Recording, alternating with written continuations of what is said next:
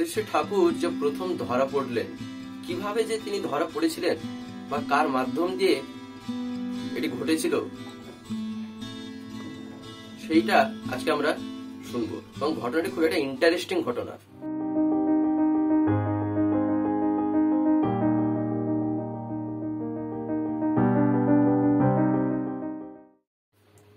জয় গুরু।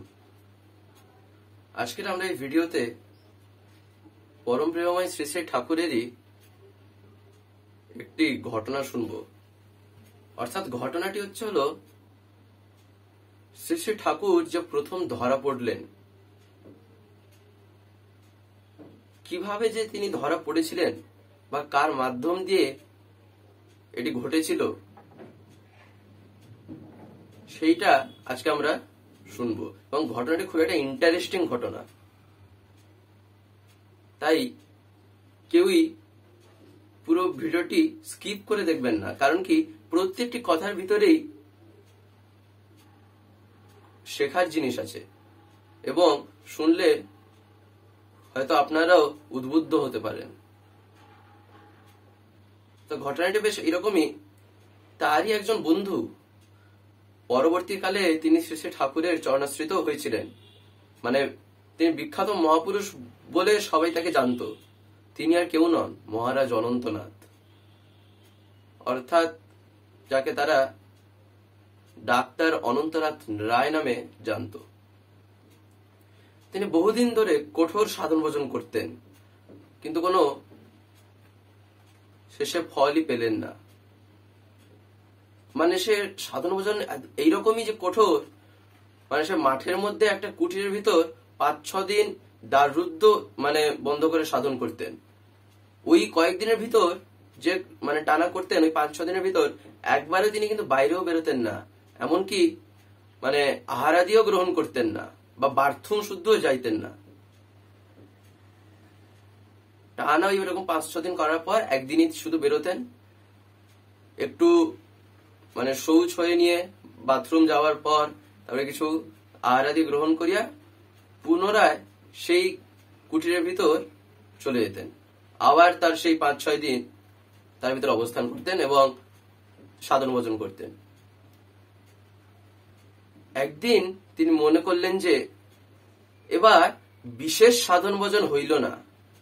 মানে তিনিও তো দেখছেন না, আমরা যখন ধরেন একটা কোনো কাজ করি, কাজ করার সময় আমরা নিশ্চিত বুঝতে পারি যে হ্যাঁ কাজটা ঠিক হচ্ছে বা এই কোনো ফল আমরা পাচ্ছি কি না পাচ্ছি। তো তিনিও দেখলেন বিশেষ সাধন ভজন মানে হলো না।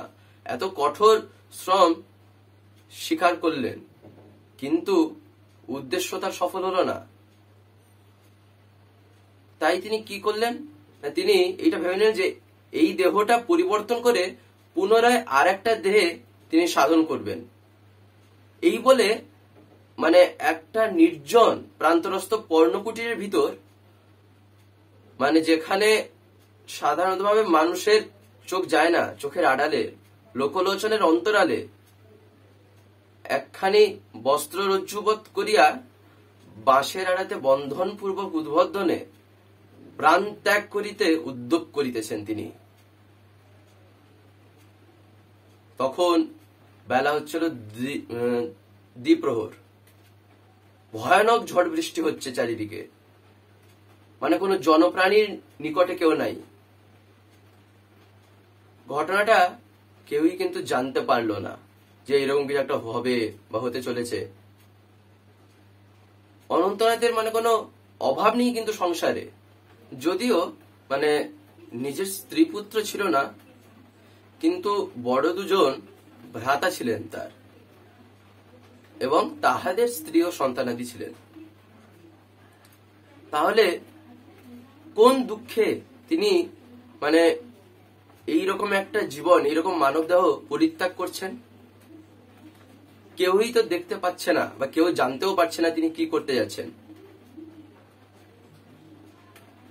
অদ্য এই অনন্তনাথ ভবলীলা সাঙ্গ করিয়া এত কঠোর সাধনা করিয়াও ভগবানের সন্ধান মিলিল না তাহার। কেন? উপযুক্ত প্রণালীর অভাবে। সদ্গুরুর আশ্রয় গ্রহণ ব্যতীত ও সত্যনাম ব্যতীত সত্য সত্যই ভগবানের সন্ধান মিলিতে পারে না। তাই অনন্তনাথের এত করিয়াও এই অবস্থা হয়েছিল।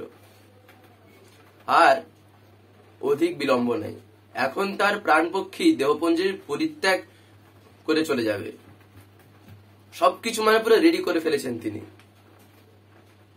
তখন বেলা দ্বিপ্রহর, মানে আশেপাশে কোনো একটা প্রাণীর সাউন্ড নেই, পশু পাখির একটা সাউন্ড পাওয়া যাচ্ছে না, এরকম একটা নির্জন জায়গায়, লোকলোচনের অন্তরালে। আবার শ্রী শ্রী ঠাকুর তাহার ডাক্তারখানার ঠাকুর ঘরে বসিয়া কয়েকটি লোকের সাথে বাক্যালাপে নিবিষ্ট ছিলেন।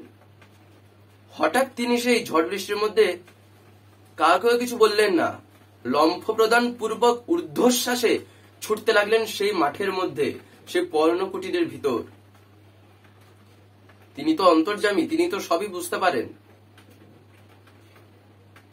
আর ডাক্তার অনন্তনাথ রায়, তিনি তো শ্রী শ্রী ঠাকুরের বন্ধু ছিলেন। মানে এই রূপে কিঞ্চনাধিক প্রায় অর্ধকোশ পথ অতিক্রম করে ফেলেছেন তিনি, সেই কুটুরে উপস্থিত আবার হলেন। অনেক দূর ছিল সেখান থেকে। দিয়ে একটা বিশাল জোরে একটা পায়ে সেই কুটির দ্বারটা শ্রী ঠাকুর ভেঙে দিলেন, একটা সজোরে পদাঘাতে। দিয়ে অনন্তনাথ তখন বস্ত্রখানি লুক্কায়িত করিলেন। যেই ঠাকুর তার সামনে চলে এসছেন, তিনি সঙ্গে সঙ্গে ওখানে যা ছিল তিনি সবাই গুটিয়ে লুকাচ্ছিলেন ঠাকুরের সামনের থেকে। কিন্তু তার কাছে আর কি লুকাবেন? মানে তার চোখের সামনে অনন্তনাথ ধুলি নিক্ষেপে সমর্থন হইলেন না। তিনি সেই ঠাকুরের সামনে ধরা পড়ে গেলেন। প্রাণ ত্যাগ আর তার করা হলো না। অনেক কথাবার্তা তারপরে শ্রী ঠাকুর তার সাথে করেছিলেন।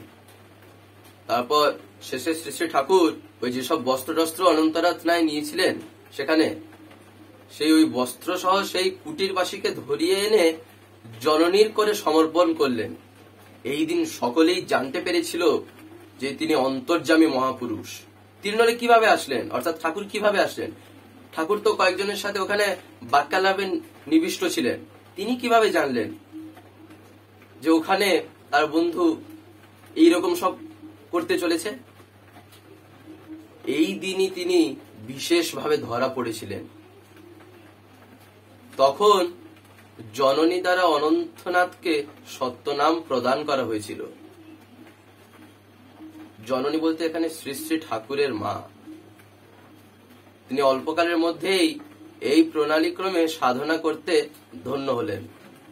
তার অভীষ্ট লাভ হলো, মনোবাসনা তার পূর্ণ হলো।